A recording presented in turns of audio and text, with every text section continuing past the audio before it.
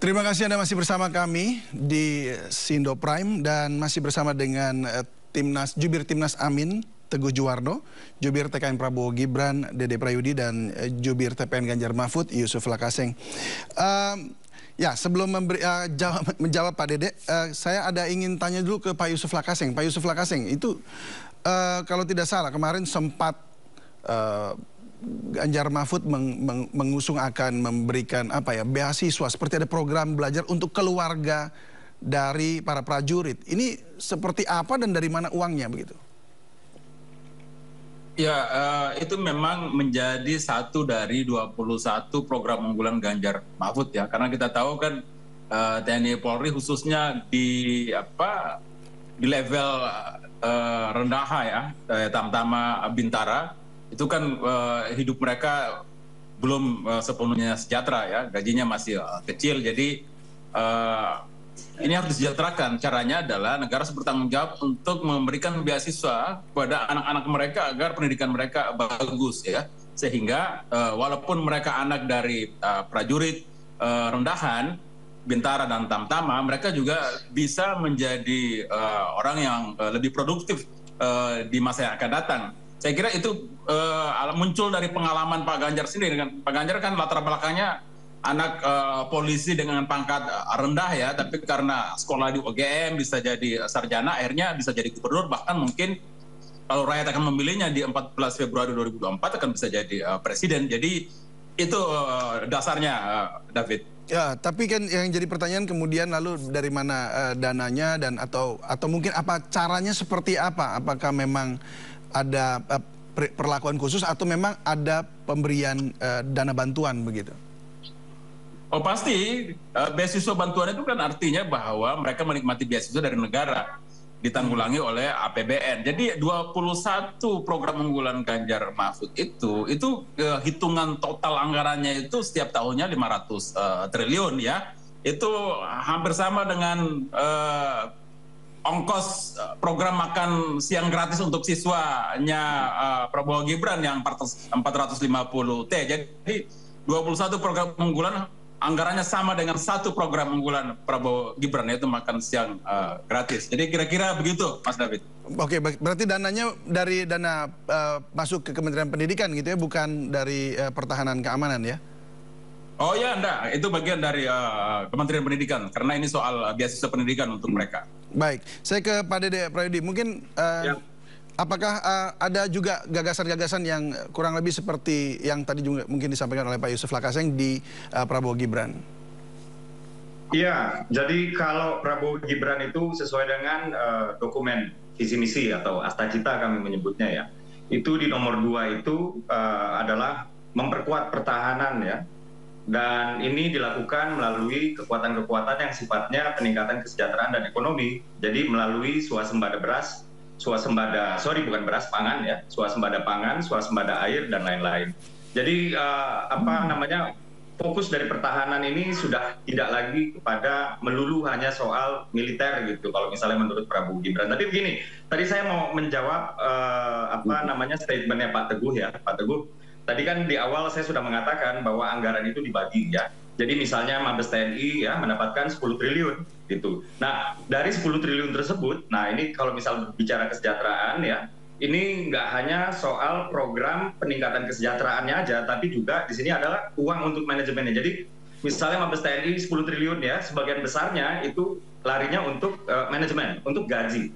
Mabes TNI AD ya, dari yang 58 triliun dianggarkan ya, 58 triliun, 48-nya itu adalah untuk manajemen. Jadi yang 6 triliun tadi itu hanya khusus program profesionalisme dan juga kesejahteraan prajurit dan lain-lain. Jadi TNI AL dapat 25 triliun dan lain-lain. Jadi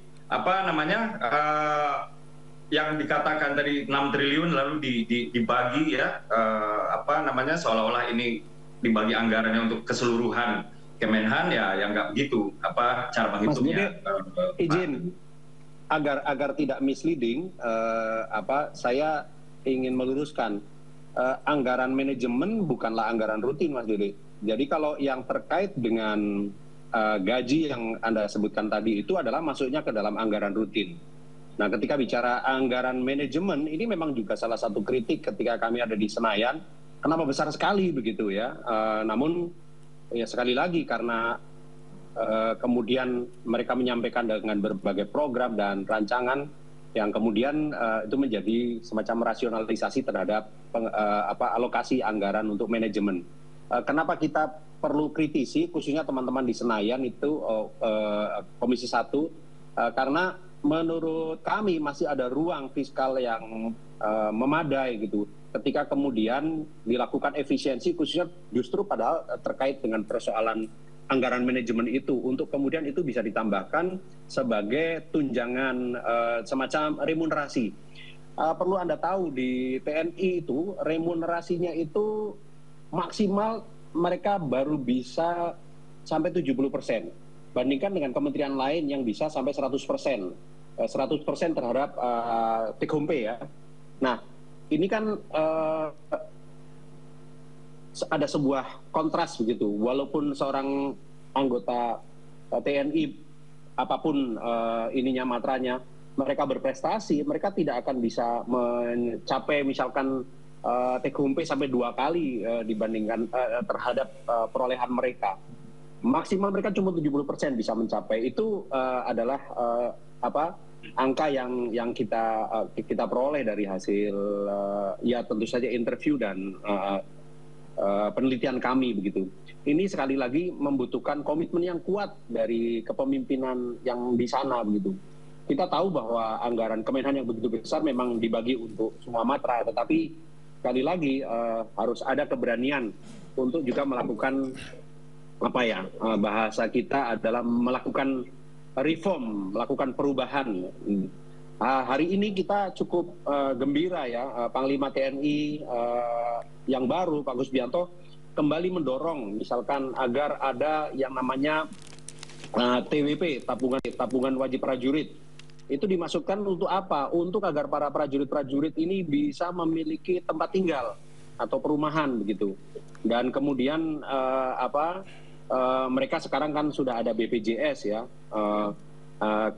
Harapannya apa? Harapannya agar teman-teman prajurit khususnya ketika mereka berkarya dari tingkat yang paling bawah sampai pensiun nanti, mereka bisa kemudian memiliki rumah yang layak gitu.